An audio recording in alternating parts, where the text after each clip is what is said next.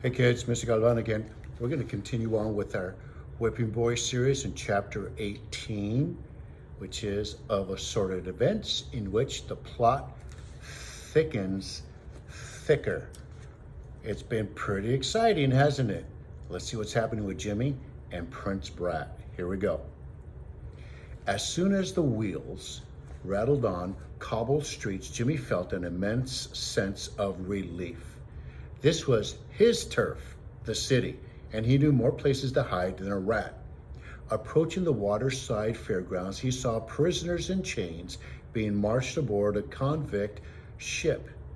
It lay in sharp contrast to the festive stalls and banners of the fair. Captain Nips eased the coach between a seller of live fowl and a juggler tossing colored balls into the bright noonday air. "Thanks for the jolly ride, Hot Potato Man," said Betsy. "Come along, Petunia. Let's fetch us a crowd and earn a copper or two." Jimmy collected his battered birdcage. Don't rush off, lad," said Captain Nips, hauling out a canvas load of firewood from under the seat. "Ain't I been listening to your stomach rumbling, blumbling for the last hour? Do me the kindness of filling the kettle at the pump. Soon as the potatoes are boiled, we'll feast, eh?" Anxious as he was to be on his way, Jimmy hesitated.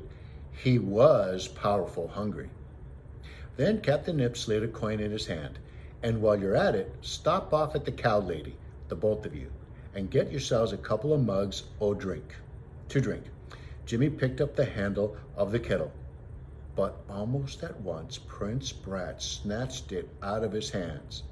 "I'll do that." "You?" Jimmy replied. "It's servant's work." "Then who'd take me for a prince toting water?" He smiled. He laughed.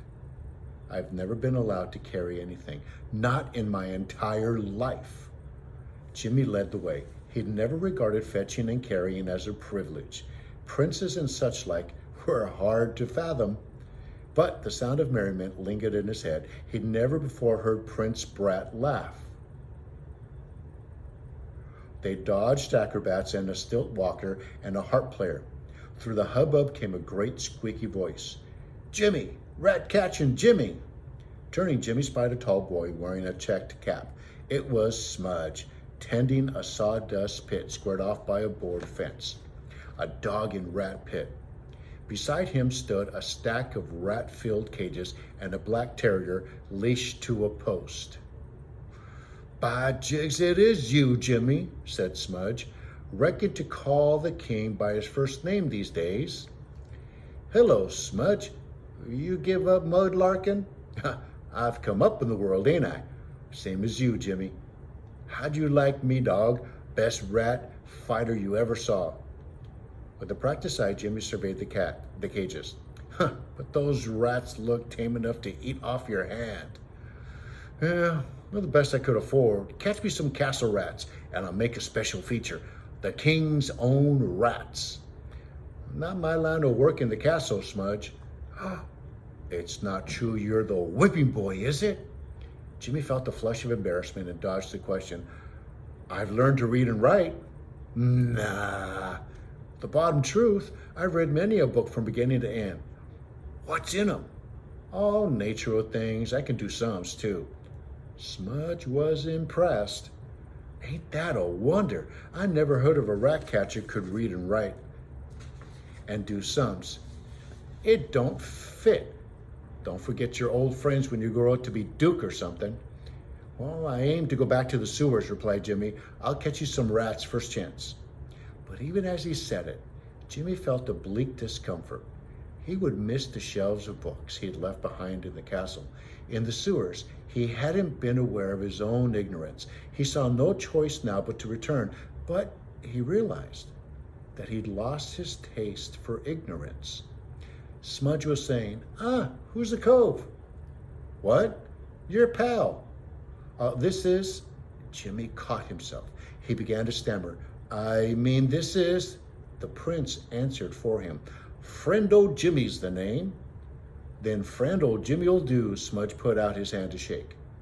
Jimmy caught Prince Brat's momentary confusion. He never shakes hands." "Well, of course I do," said the prince with a quick grin. He took Smudge's hand. Glad to shake your hand, Smudge. Likewise. Jimmy dragged the prince away. Smudge had committed a terrible offense. No one was allowed to shake hands with the prince.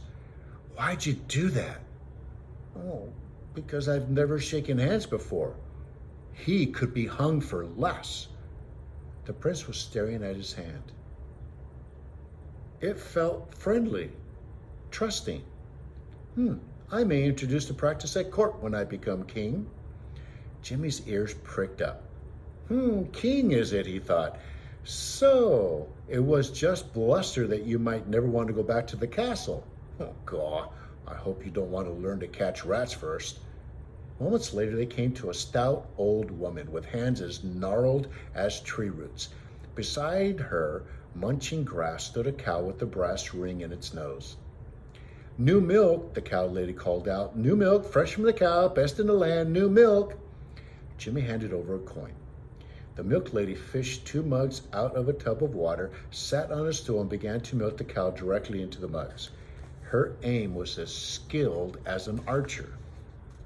Have you heard the earful, she asked. Our prince has been abdicated. Imagine. Imagine, the prince said coolly. She was looking directly at him. Our darling poor king, she went on, weeping his royal eyes out, no doubt. Though white he'd spring a tear for that little toad, I don't know. A mighty terror, they say, is Prince Brat. Pity us the day he becomes king, eh? She handed over the pair of mugs. Jimmy drank the warm milk down in unbroken gulps. But then he noticed the prince standing motionless, a vague, unseeing look in his eyes. For certain he knew everyone called him Prince Brat behind his back, didn't he? Drink up, lad, said the cow lady. My stars, I've never seen such rags on a boy.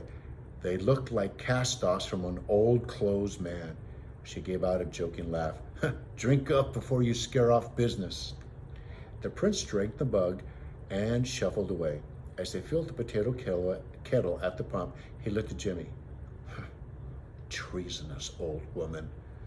I could have her hung, ripped off for lying. But there was no steam in his voice. Taking a whipping was bad enough, but to learn that his subjects dreaded the day he'd grow up and become king had deeply shaken him. She meant no harm, Jimmy murmured, keeping his eyes alert for soldiers. Is that what they call me? Prince Brat? Jimmy nodded. Does everybody hate me? More than likely. What about you? Jimmy hesitated for a moment. I did, but maybe I don't. Jimmy couldn't sort out his feelings. The pot's full, let's go. It took the 2 of them to carry the iron kettle now full of water. They passed a magician with a bald head, a street fiddler, and an umbrella seller. His wares opened around his feet like black sunken mushrooms. Suddenly, there loomed up a soldier on horseback, his eyes on the search. There was nothing to do but brazen it out. Jimmy took a tighter grip on the handle, but was ready to fly if he had to. The soldier passed by with only the merest glance. What was he looking for? A prince in fine velvets and a crown cocked on his head?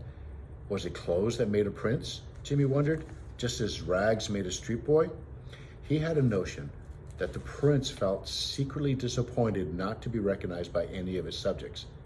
Wasn't he getting his head stuffed with surprises? But before long, potatoes were boiling in the pot. Not far off, Betsy had drawn a crowd with Petunia, now balancing a gentleman's hat on his nose. And then the bear began passing the hat for tips. Jimmy no longer felt the slightest concern about the soldiers. He had no doubt that Hold-Your-Nose Billy would trace him to the prince, and the prince to the fair. Hadn't they fallen into the company of a girl with a trained bear?